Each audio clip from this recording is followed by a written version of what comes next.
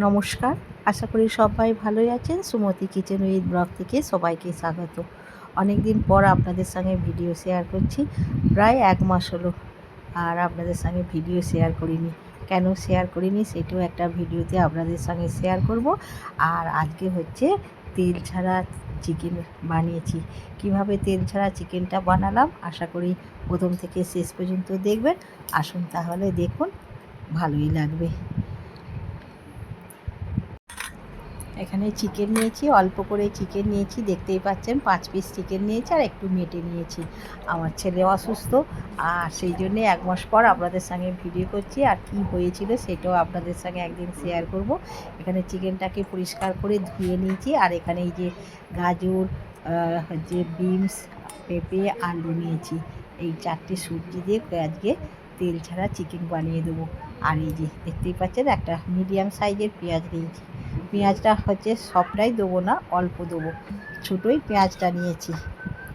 আর একটুখানি সামান্য তেল দিয়েছি, তেল দিয়ে দেখতে পাচ্ছেন পেঁয়াজ কুচিটা দিয়েছি।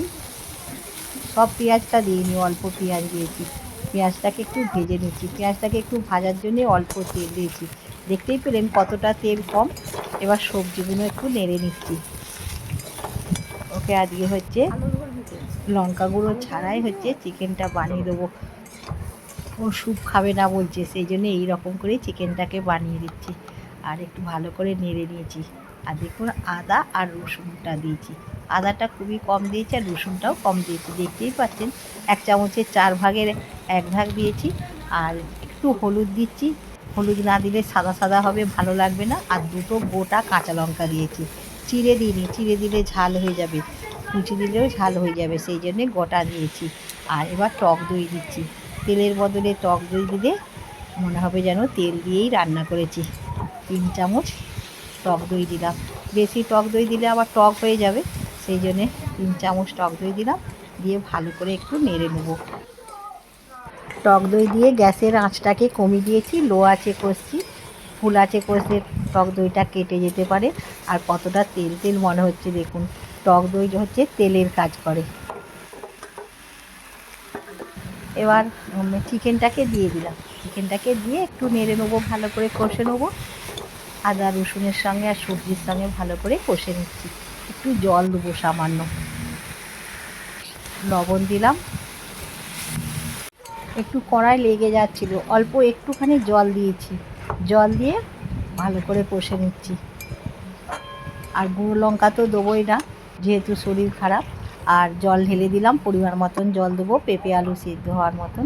দেখুন অনেকটাই জল দিয়েছি। আর দেখছেন তেল ভাসছে, মনে হচ্ছে কত তেল দিয়েছি। এটা টক দইয়ের জন্যে হয়েছে। এবার ঢাকা দিয়ে দিলাম, ঢাকাটা খুলছি। দেখুন কতটা সেদ্ধ হয়েছে, এবার দেখে নিচ্ছি। পেঁপে গাজর আলু সব সেদ্ধ হয়ে গেছে, এই দেখুন সেদ্ধ হয়ে গেছে। যারা অসুস্থ তাদের পক্ষে এই চিকেনের ঝোলটা খুবই ভালো লাগবে। আর লবণ কম হয়েছিল, একটু লবণ দিলাম আর গোলমরিচ অল্প করে দিলাম। দিয়ে এবার একটু ফুটিয়ে নিয়ে নামিয়ে নিচ্ছি।